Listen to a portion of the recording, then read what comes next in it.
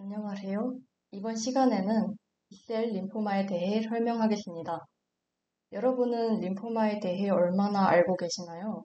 저는 평소에 호지킨 림포마, 논 호지킨 림포마, 벌킷 림포마 이런 림포마들이 어떻게 다르고 그리고 어떤 특징을 가지고 있는지 헷갈린 적이 많았습니다. 그래서 이번 기회에 림포마의 패솔로지를 한번 정리해보자는 취지로 발표를 준비하게 되었습니다. 왜 그 중에서도 제목을 B셀 림포마라고 지었는지는 뒤에서 말씀드리도록 하겠습니다. 먼저 림포마란 무엇일까요? 림포마란 림포이드 셀이 비정상적으로 증식하여 메스를 만든 것입니다. 루케미아 또한 림포이드 셀에서 오리진한 림포이드 루케미아가 존재하지만 림포마는 메스를 형성한다는 점에서 루케미아와 다른 특징을 가집니다. 림포마는 흔히 생각하는 것처럼 림프 노드에만 생기는 것이 아니라 엑스트라 노덜 티슈에도 생길 수 있습니다. 또한 저희가 배웠다시피 림포마는 양성 종양 같은 이름을 갖고 있지만 항상 악성 종양에 속합니다. 그리고 가장 중요한 부분으로 림포마는 논 호지킨 림포마와 호지킨 림포마로 분류가 가능합니다. 잠깐 여기서 림포이드 셀에 어떤 것들이 속하는지 기억이 안 나는 분들이 계실 것 같아서 그림을 하나 추가했습니다. 이 빨간 박스를 보시면 커먼 림포이드 프로제니터에서 NK셀, T셀, B셀이 이렇게 분화가 되는 것을 확인하실 수 있습니다. 이 림포이드와 다른 분류로는 마이엘로이드 프로제니터가 있고 여기는 한번 확인하고 넘어가시면 될 것 같습니다. 그러면 이제 본격적으로 논 호지킨 림포마와 호지킨 림포마를 비교해 보겠습니다. 이 표에는 이 발병률이 60대 40 정도로 나와 있는데 제가 찾아보니까 60대 40까지는 아니고 오히려 논 호지킨 림포마가 훨씬 많은 한 10대 1 정도로 이 해리슨 내과학 책에는 그렇게 표시가 되어 있더라고요. 10대 1, 6대 1 그래가지고 이 60대 40보다는 이 논 호지킨 림포마가 훨씬 많다라고 기억을 하고 계시면 될 것 같습니다. 그리고 말리그넌트 셀이라는 거는 이 논 호지킨 림포마의 경우에는 이 림포이드 셀이 이 직접 악성으로 분할을 해서 직접 캔서 셀이 되어 이 림포마를 일으키는 반면 이 호지킨 림포마의 경우에는 이 리드 스테른베르그 셀이라는 이 B셀 오리진의 이 특수하게 분화한 셀이라고 생각을 하시면 되는데요. 이 셀이 호지킨 림포마를 발병시킵니다. 그리고 이제 또 중요한 부분이 이 메스의 형성인데 이 논 호지킨 림포마 같은 경우에는 저희가 생각하다시피 이 림포이드 셀이 분할을 많이 해서 그 양을 많이 만들어서 메스를 형성을 하는 반면에 이 리드 스테른베르그 셀과 같은 경우에는 이 프리도미넌틀리 리액티브 셀 그러니까 이 RS셀의 가장 큰 특징이 사이토카인을 분비한다는 것인데 이 사이토카인에 이끌려온 인플레메토리 셀과 이 피브로블라스트가 이 피브로시스를 일으키고 이 특유의 마이크로 인바이러먼트를 구성하여 특유의 메스를 만든다는 특징이 있습니다. 그리고 또 클리니컬 프레젠테이션으로는 이 논 호지킨 림포마 같은 경우에는 페니스 림프 아데노피시가 일어나고 호지킨 림포마 같은 경우에는 여기에 특징적으로 비심텀이라고 하는 뒤에서 더 자세히 말씀드리겠지만 이 전신 증상이 나타나는 것이 이 호지킨 림포마의 특징입니다. 그리고 마지막으로 이 논 호지킨 림포마 같은 경우에는 제가 림포이드 셀에서 이 분화했다고 얘기를 했듯이 B셀, T셀, NK셀 이것들이 다 림포마를 구성하는 반면에 호지킨 림포마는 이게 RS셀이 B셀에서 분화했다고 했듯이 B셀 림포마만 속해 있습니다. 다만 이 논 호지킨 림포마와 같은 경우에는 이 B셀 림포마가 논 호지킨 림포마의 90% 이상을 차지하고 있기 때문에 거의 B셀 림포마가 메인이라고 볼 수 있습니다. 저도 시간 관계상 오늘은 T셀 림포마, NK셀 림포마에 대해서는 얘기하지 않고 B셀 림포마에 대해 중점적으로 설명하겠습니다. 이 중에서 B셀 논호지킨 림포마 같은 경우에는 더 자세히 분류를 할 수가 있는데요. 두 가지 기준이 있습니다. 주로 사이즈를 중심으로 분류하는 방법이 있습니다. 이 스몰 사이즈, 그러니까 셀 사이즈가 작다는 건데요. 이 셀 사이즈가 작은 경우에는 폴리큘러 림포마, 멘틀셀 림포마, 마지널 존 림포마 이렇게 있고, 인터미디에이트 같은 경우에는 벌킷 림포마, 그리고 라지 사이즈는 디퓨저 라지 빅셀 림포마가 있습니다.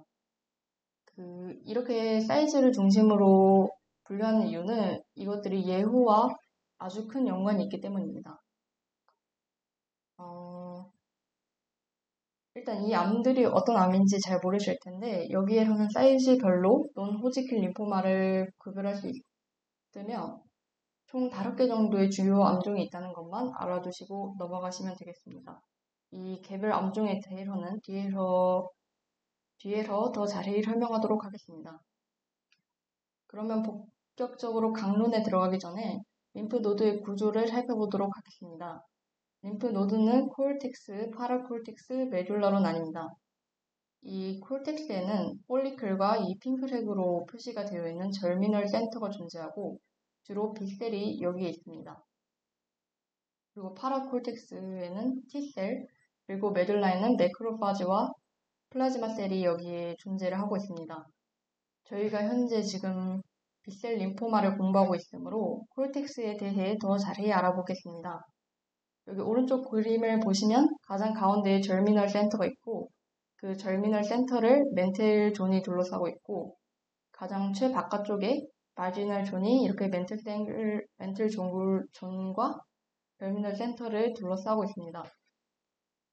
정리를 해보면 콜텍스의 구조는 안에서부터 바깥쪽으로 볼 때 절미널 센터 그리고 멘틀 존, 마지널 존 이렇게 세 가지 구조로 이루어져 있다는 것을 알 수 있습니다. 이를 더 자세히 살펴보겠습니다. 나이브셀은 먼저 절미널 센터로 들어옵니다. 절미널 센터는 다크존과 라이트존으로 나뉘는데 여기에서는 나이브 B셀의 매추레이션이 일어나는 장소입니다.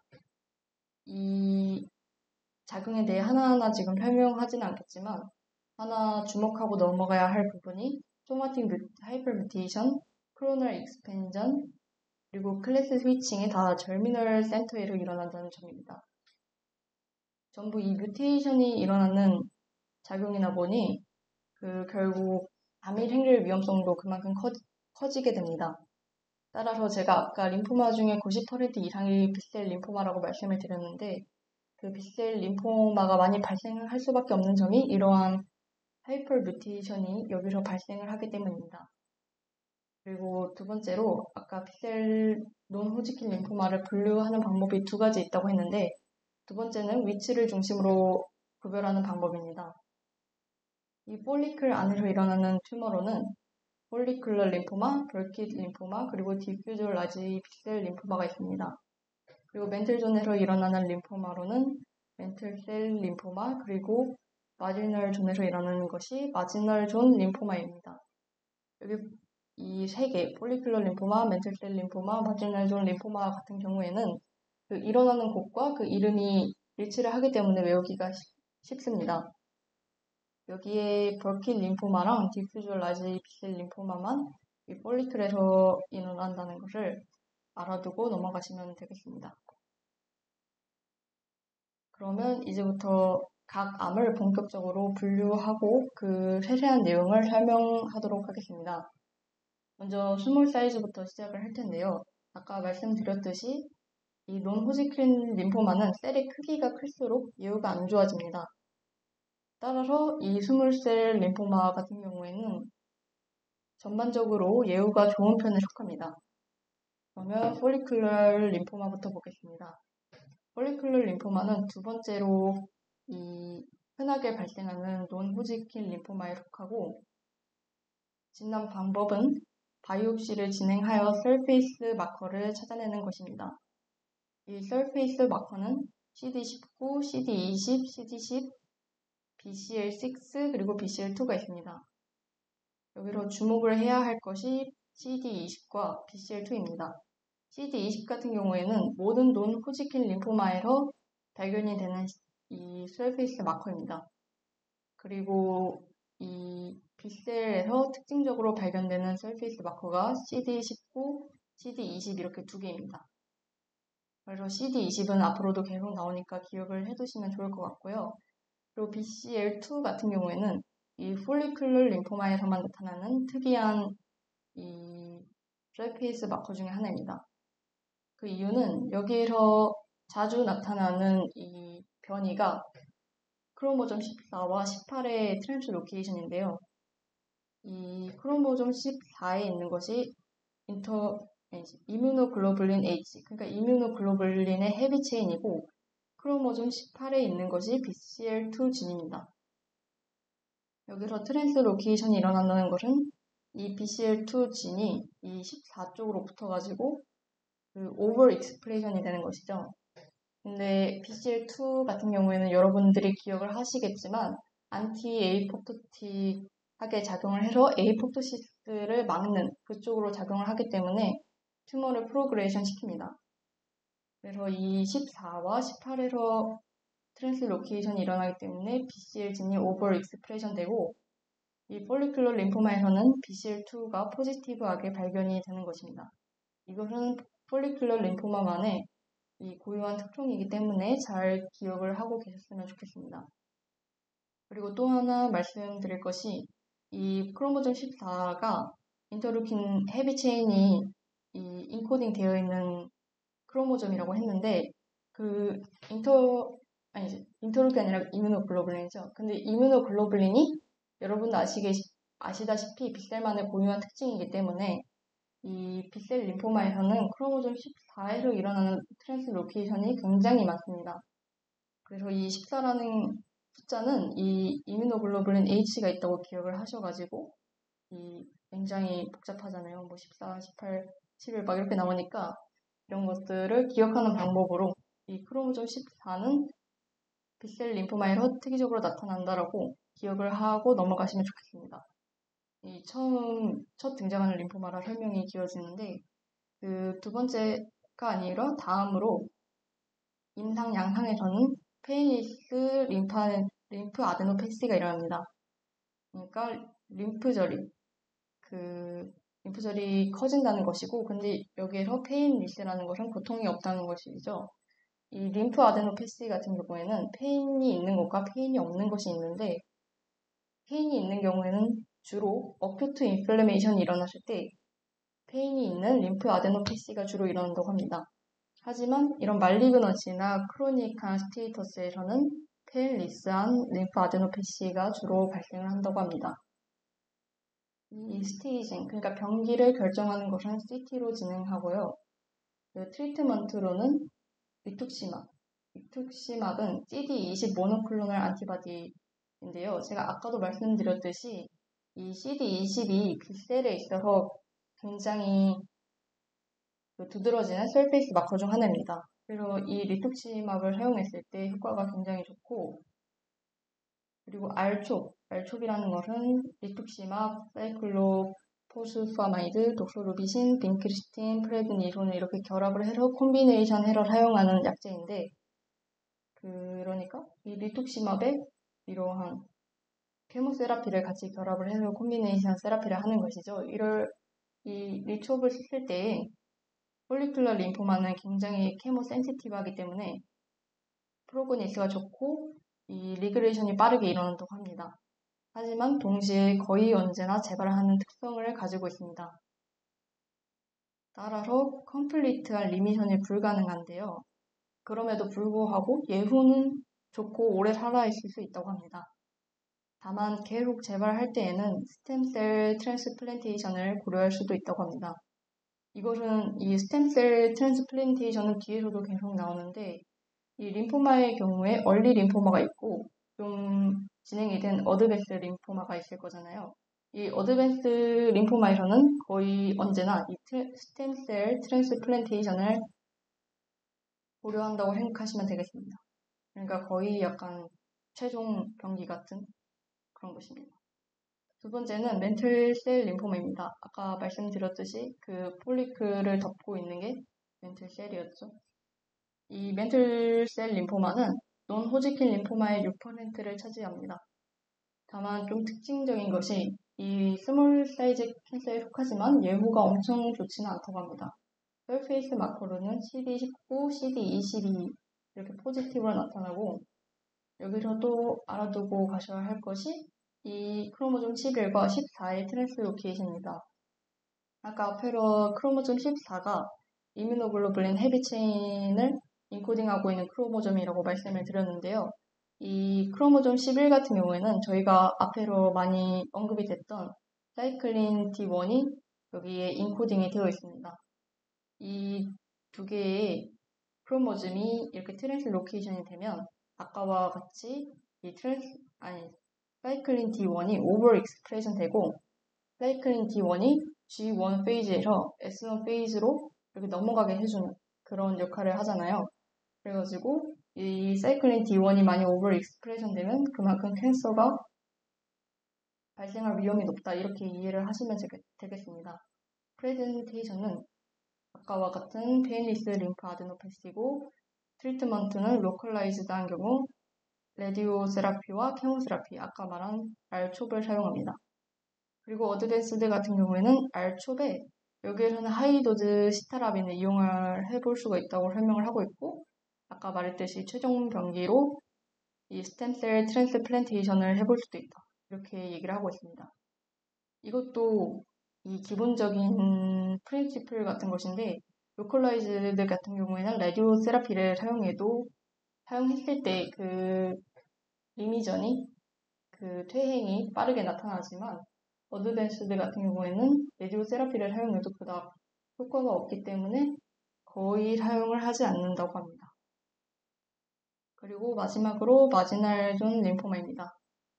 이 마지널 존 림포마는 논 호지킨 림포마에서 더 세컨드 커먼 타입이며 서페이스 마커로는 CD19, CD20이 있습니다. 이 CD20을 잘 기억하시면 되겠습니다. 그리고 이 마지널 존 림포마 같은 경우에는 특징적으로 이렇게 세 가지 타입으로 나뉘는데 첫 번째가 노달 마지널 존 림포마, 스플래닉 타입, 그리고 말토마입니다. 이 노달 타입 같은 경우에는 폴리큘러 림포마와 매우 유사한 그런 패솔로지를 가지기 때문에 치료도 그에 준하여 치료를 하면 된다고 합니다. 그리고 두 번째는 스플래닉 마지널 존 림포마인데요. 이거는 지라에 마지널 존 림포마가 생긴다는 것이겠죠. 이 특징적으로 헤파타이티스 C 인펙션이 여기에 리스크 팩터로 작용을 한다고 합니다. 다만 이를 치료할 시 리그레이션이 가능하기도 한다고 합니다. 이 치료로는 주로 싱글 에이전트 리투크시맙을 사용을 하고 더 계속 재발하면 이 지라 절제술도 해볼 수가 있다고 합니다. 그리고 마지막으로 말트 림포마인데요. 말트 림포마는 저희가 여기 나와 있는 헬리코박터 파일로리에서 많이 들어봤을 것 같은데 저는 그래서 말토마가 T니까 아마 T셀 림포마가 아닐까 했는데 말토마는 사실 B셀 림포마라고 합니다.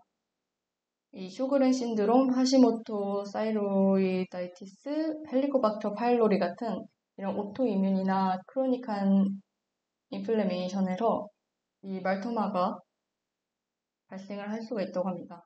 주로 가장 커먼한 것은 헬리코박터 파일로리로 일어나는 이 스토마그로 발생하는 말토마입니다. 아까 헤파타이티스 C와 마찬가지로 헬리코박터 파일로리를 치료하면 리그레이션이 일어날 수도 있습니다. 따라서 마지날 존 림포마는 이런 크로닉한 감염과 관련이 깊다고 할 수 있겠습니다. 다음으로는 인터미디에이트 사이즈인 버킷 림포마입니다. 버킷 림포마는 이 차일드나 영 어덜트에서 일어나는 것이 특징입니다. 주로 가장 많이 일어나는 것은 남성에서 많이 일어나고 주로 35세 이하의 남성에서 많이 일어난다고 합니다. 저희가 앞에서 봤던 스몰셀 림포마 같은 경우에는 전부 약간 나이가 들수록 그 발병 확률이 증가하는 림포마인데 비해 버킷 림포마는 호지킨 림포마와 비슷하게 이 어린 시절에 나타나는 것이 특징입니다. 또 하나의 주요한 특징으로는 Very Rapid Proliferation 그러니까 증식이 아주 빠르게 일어난다는 것입니다. 이 버킷 림포마의 더블링 타임은 그 24시간 내에 이 셀이 2배로 이렇게 증식을 하는 그런 아주 빠른 증식 속도를 가지고 있다고 합니다.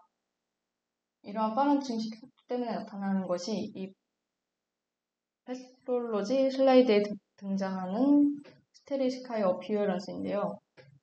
여기를 자세히 보시면 이 파랗게 보이는 이곳이 하늘이고요. 이렇게 파랗게 보이는 스카이에 이렇게 별이 빛나는 양상으로 있다고 해서 스테리 스카이 어피어런스라고 불린다고 합니다. 이 하얗게 구멍같이 나 있는 이 스타, 별의 형상은 이것이 사실 매크로페지라고 합니다.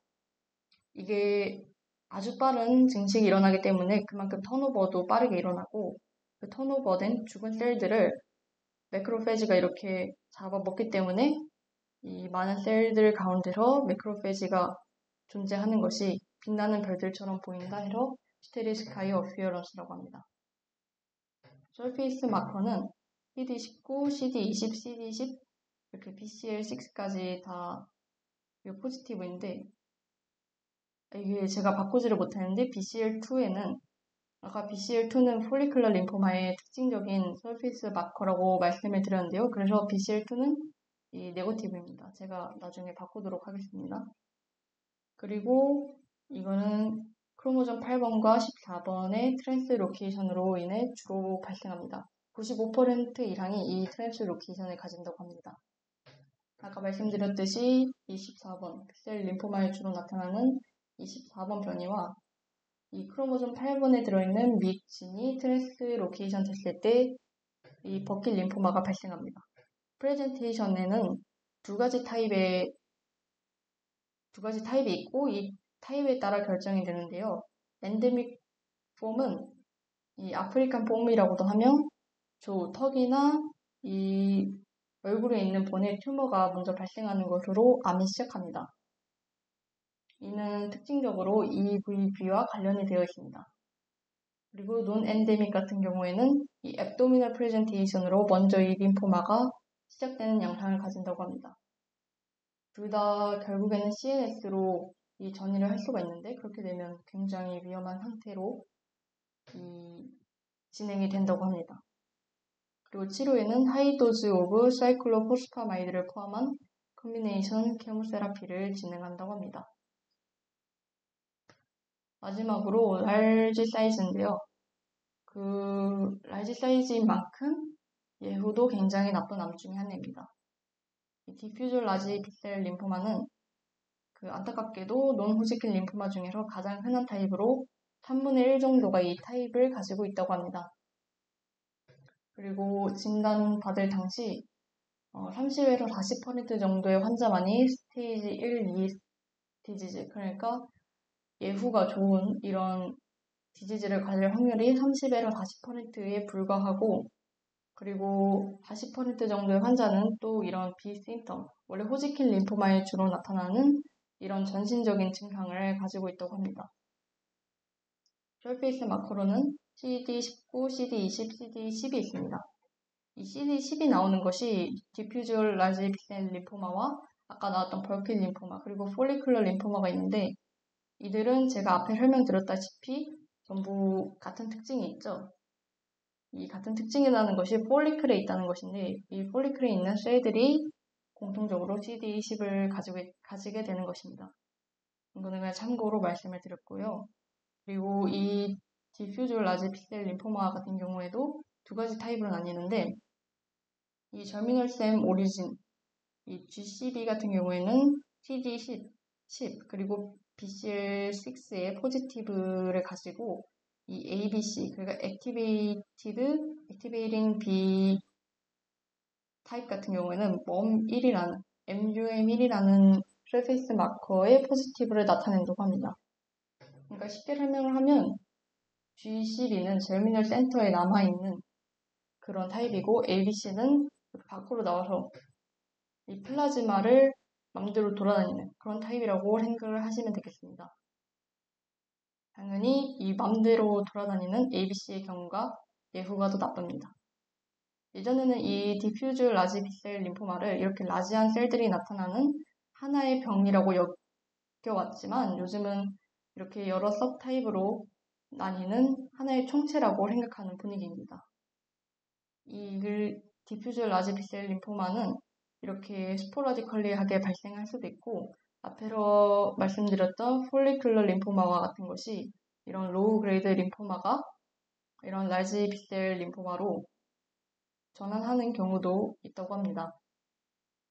트리트먼트 같은 경우에는 이 알촉, 아까 말씀드렸던 리투시막과 케모세라피 이렇게 조합이나 그 케모 인센시티브 하거나 이렇게 재발을 하게 되는 경우에는 최종 병기인 스템셀 트랜스플란테이션을 사용할 수도 있다고 합니다. 여기서 또 하나 등장하는 게 칼티셀인데요. 이 칼티셀은 타겟이 필요를 하겠죠. 이 타겟을 아까 말씀드렸던 CD19, CD22 이 픽셀의 특징적인 서페이스 마커들이라고 했는데 그 중에서 CD19를 타겟으로 하여 타겟으로 한 칼티셀 테라피가 좋은 결과를 보이고 있다고 합니다. 이거는 병리학 슬라이드인데 사실 이것만 보고 라지 픽셀이라고 파악하는 것은 어려울 것 같습니다. 마지막으로 호지킨 림포마를 살펴보고 끝내겠습니다. 생각보다 발표가 너무 길어지고 있는데 호지킨 림포마와 같은 경우에는 기억이 안 나실 것 같아서 이 슬라이드를 하나 아까 보여줬던 슬라이드인데 이거를 추가를 했고 이것만 일단 기억하고 리드 스테른베르그 셀 여기만 기억을 하고 본격적으로 들어가겠습니다. 이 호지킨 림포마는 아까 말씀드렸듯이 매추얼한 B셀 림포마로 특징이 바로 이 리드 스테른베르그 셀이라는 것입니다. 이거는 라지 B셀으로 멀티로브드 뉴클레올리를 가지고 있는 것이 특징입니다. 보시면 이게 리드 스테른베르그 셀인데 이 라지한 B셀에 이렇게 뉴클레올리가 2개가 들어있습니다. 아니면 2개보다 많이 들어있을 수도 있는데 보통 이렇게 2개가 들어있는 것 같고 그래서 이게 약간 부엉이 눈처럼 생겨서 아울즈 아이라고도 한다고 합니다. 그리고 또 중요한 것이 서페이스 마커가 아까 빅셀 같은 경우에는 특징적으로 CD19, CD20이 특징적인 서페이스 마커라고 했는데 여기서는 CD15, CD30이 새로 등장합니다. 그러니까 치료법이나 이런 클리니컬 프레젠테이션이 아예 다르게 나타날 수밖에 없다는 것이죠. 그리고 RSSL의 가장 또 중요한 특징 중에 하나가 사이토카인을 분비한다는 것입니다. 아까 말씀을 한번 드렸는데요. 이 호지킨 림포마 같은 경우에는 튜머 셀룰러리티가 1% 미만이라고 합니다. 그러면은 무엇이 이 메스를 구성하느냐? 이 사이토카인으로 모인 림포사이트, 이오시노필, 피브로블라스트, 그리고 피브로블라스트가 생산한 이 콜라겐 등등이 마이크로 인발론마트를 형성합니다. 그래서 이들이 피브로시스를 일으키고 튜머 메스를 형성하는 것입니다. 그리고 아까 앞에서 말씀드렸던 비심텀 이것들이 일어납니다. 비심텀 같은 경우에는 전신 증상, fever, 열이 나거나 오한이 나거나 웨이로스 그리고 나이 스웨트 등이 비심텀으로 일어날 수가 있다고 합니다. 그 전에 4월에 아마 이 호지킨 림포마의 비심텀에 대한 이야기가 나왔었던 걸로 기억을 하는데 이 비심텀이 같은 전신 증상이 일어나는 것이 바로 이 사이토카인 때문입니다. 그리고 서브타입에는 4개가 있는데 다 살펴보진 않을 것이고 가장 커먼한 타입인 노듈러 스클레로시스를 좀 살펴보겠습니다. 이 70% 정도의 환자가 이 노듈러 스클레로시스 서브타입에 속하는데요. 이 패솔로지 슬라이드가 이 노듈러 스클레로시스의 슬라이드입니다. 이렇게 보시면 이렇게 튜머 매스가 있고 그것을 이런 피브로시스 이 콜라겐 같은 경우에는 슬라이드에서 분홍색을 띈다는 점을 다들 아실 텐데 이런 피브로시스 된 부분이 이렇게 노드를 나누어서 노드를 형성하고 있기 때문에 노듈러 스클레로시스 타입이라고 부르는 것입니다. 이게 아까 말했던 피브로블라스트 때문에 일어납니다. 이 치료 같은 경우에는 아까 R촉을 사용했던 것과 달리 ABVV ABVD, 아드리아마이신, 블레오마이신, 빈블라스틴, 다카바진을 이렇게 콤비네이션 세라피로 사용하며 얼리 림포마 같은 경우에는 레디오 세라피를 사용합니다. 저는 이렇게 호지킨 림포마가 이런 피브로시스도 형성을 하고 비심텀, 정신의 증상도 일으키기 때문에 굉장히 예후가 좋지 않을 줄 알았는데 예후가 굉장히 좋다고 합니다. 이 얼리 같은 경우에는 이런 거를 시행을 했을 때 5year, 그러니까 5년 안에 생존율이 90%가 넘는다고 합니다. 그리고 어드밴스드 같은 경우에는 아까 얘기했듯이 레디오 세라피가 어드밴스드 타입에는 거의 영향을 주지 못하기 때문에 케모세라피를 이렇게 얼른 혼자 사용하거나 아니면 브렌투시막, 이거는 CD30mn인데요. 이걸 사용하거나 펜브롤리즈맙, 니볼루맙 같은 것들도 사용을 한다고 합니다. 이 펜브롤리즈맙과 니볼루맙은 여러분께서 아시다시피 PDL1 이니비터인데요. 이 호지킨 림포마 같은 경우에는 PDL1을 굉장히 많이 생산을 해서 그 이뮨 리스폰스를 회피하는 그런 성향이 있다고 합니다. 그래서 그거를 막기 위해서 펜브롤리즈맙과 니볼루맙을 쓴다고 합니다. 말로만 들어서는 굉장히 예후가 안 좋을 것 같은데 예후가 좋은 그런 암이라고 합니다. 마지막으로 요약은 그냥 넘어가도록 하겠습니다. 한번 참고해서 보시면 되겠습니다. 마지막으로 들어주셔서 감사합니다. 레퍼런스 참고는 패스오버라는 이 책과 강의를 참고를 했고, 그리고 주로 참고한 것은 해리슨 내과학 20번째 버전을 참고를 많이 했습니다. 들어주셔서 감사합니다.